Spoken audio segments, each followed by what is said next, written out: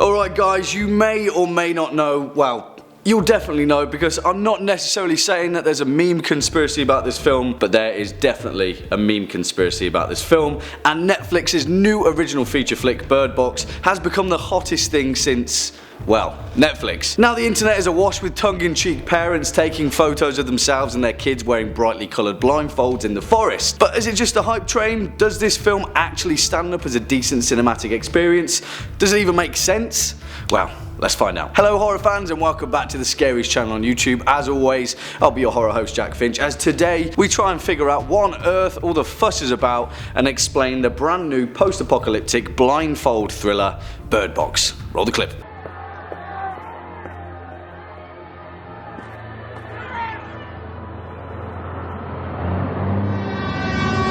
Poof! That's it. Sarah Paulson was in this film for a grand total of 10 minutes and then done. See you later, Sarah. Well, that's what you get for a Netflix budget, eh? Obviously guys, it goes without saying, but there's going to be some pretty major spoilers in this video for those of you that haven't yet seen Bird Box, so if you're not in the business of having its somewhat confusing plot ruined for you, then look away now. Don't say I didn't warn you. Before we rummage through this metaphorical box of birds, you know the drill by now, horror fans. If you're a fan of this video, Bird Box, Sandra Bullock's stellar performance, or just top 5 scary videos in general, then please be a dear and hit that thumbs up button, as well as that subscribe bell so you can stay up to date with our latest and most terrifying uploads. Also, make sure to stick around all the way to the end, where I'll be reading out some of your more creative comments from over the past few days.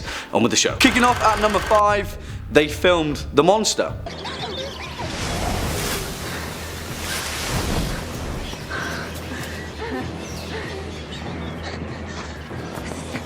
This is where I believe a lot of confusion about this film began, because although the subgenre of post-apocalyptic thrillers definitely falls under our remit, Suzanne Bier's cinematic interpretation of Bird Box is somewhat of a split infinitive of a movie. It wanted to be a post-apocalyptic thriller, but it also wanted to be a horror film, and with that it wanted to deliver a horror monster. A strange supernatural force that plagues the fictional world of Bird Box that drives anyone that looks at it to madness and an instant impulse to commit suicide. But the thing is, we never actually see it as an audience. And to only add to that failed suspense is the fact that the production team behind Bird Box actually filmed a monster, but those scenes were taken out by Bier as she felt it would have been the wrong decision. And I'm not entirely sure if I agree, but there you have it. Sandra Bullock, who may I add was absolutely incredible in this film, actually filmed a few scenes with the monster, describing it as snake-like and a long fat baby. She said that initially she was scared by the creature, but then found it so hilarious that she had difficulty filming her scenes, which in that case I'm glad they removed it. Maybe just get a scarier monster though. But hold up there, because we did see the monster, didn't we? When Sandra Bullock's character Mallory is attacked on the boat in its physical form, so maybe, just maybe, they were onto something all along.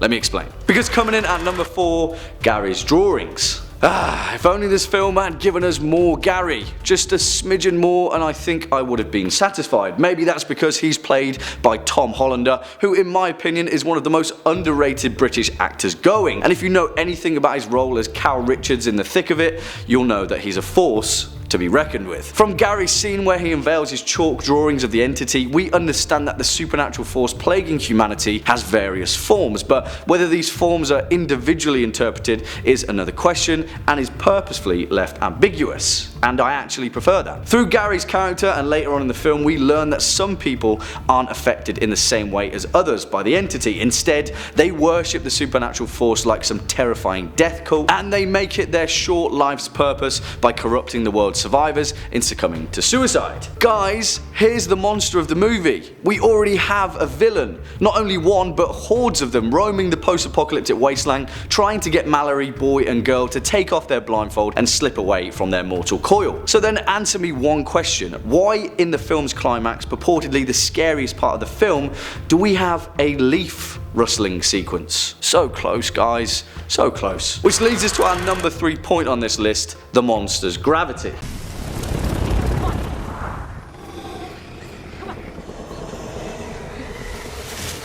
In both the metaphorical and literal sense. The monster weighs heavily on the post-apocalyptic world of Bird Box. We know next to nothing about them, whether they're a single force or a combination of entities, but we're also thankfully afforded a few hints as to how they operate. We know that in Suzanne Bier's interpretation they're invisible when no one is looking at them, but they're detectable by the way that they affect gravity. As I said previously, gusts of wind, rustling leaves, causing girls' hair to stand on end when directly confronted in the middle act of the film. I felt that part of Bird Box was the team trying to convince us that there is actually a monster. We just have to put our own spin on it, which in all fairness is a lot to ask an audience. But do you know one horror film that already did that really well? 2014's It Follows, written and directed by David Robert Mitchell, a similar, sinister, supernatural entity that slinks from the shadows and stalks its victims and yet has no form. But you know what the remedy is for that? The monster takes a multitude of humanoid forms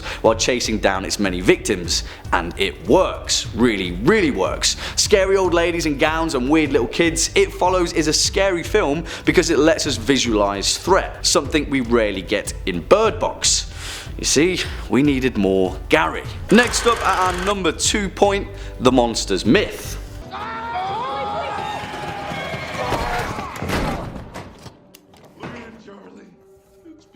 Charlie? Oh Charlie, you brave man. If only we had more of your mythologically accurate interpretations of what on earth is actually going on in the world of Bird Box, maybe things would have been easier. But Charlie's character, played by the awesome comedian Lil Ray Howery, may prove to have been more insightful than anyone first realised. Throughout the first part of Bird Box, Charlie suggests to Mallory that the entity is demonic in nature, pointing to his research on the topic of the apocalypse. He cites several Zoroastrian myths about the demonic Akamana, the Christian demon Surgat, who we've covered in our demon series, the Chinese fox spirits known as the Hulijong, and the nefarious Celtic spirits known as the Puka. For all intents and purposes, Bird Box is a story about the demonic apocalypse. An entity that has many names, yet when it's all boiled down, they're the same exact thing. A supernatural force that brings death. Judgment Day, the end times. It would make sense then that the entity has supernatural knowledge of people's weaknesses, played out in the film's climax when Mallory is confronted by Tom and her sister's voice trying to convince her to take the blindfold off. It's also reinforced by the film's name and the significance that birds have in this film, being able to sense the entity's presence. In many mythologies and religions, birds play the role of the psychopomp, a creature of Greek mythology that guide people from the land of the living to the land of the dead, which, when you think about it, makes it a little bit more sinister. And finally, our number 1 spot, the book's ending. Should we do that?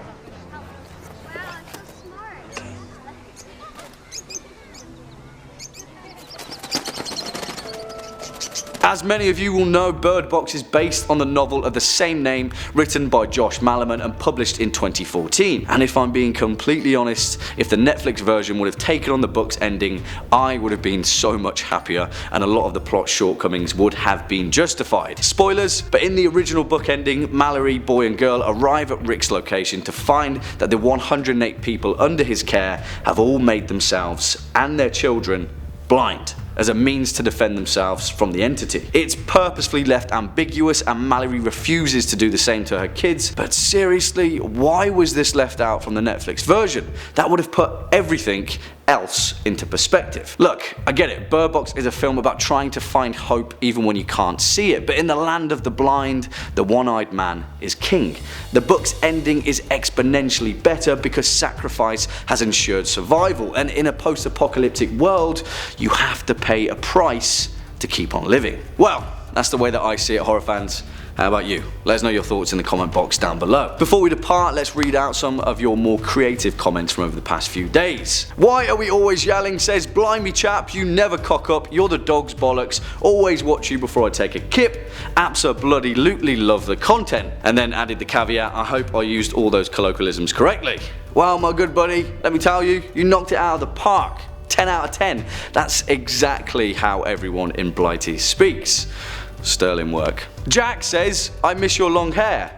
Well, Jack, are you me? Because I also miss my long hair and I'm going to regrow it, so get used to some hat wearing toque action for a while. I'm going all the way. Sometimes you just gotta shave your head though. You know what I'm saying? Well, there we have it, horror fans. Cheers for sticking around all the way to the end. Make sure to hit that thumbs up button as well as that subscribe bell, and I'll be seeing you in the next one. As always, I've been your horror host, Jack Finch. You've been watching Top 5 Scary Videos, and until next time, you take it easy.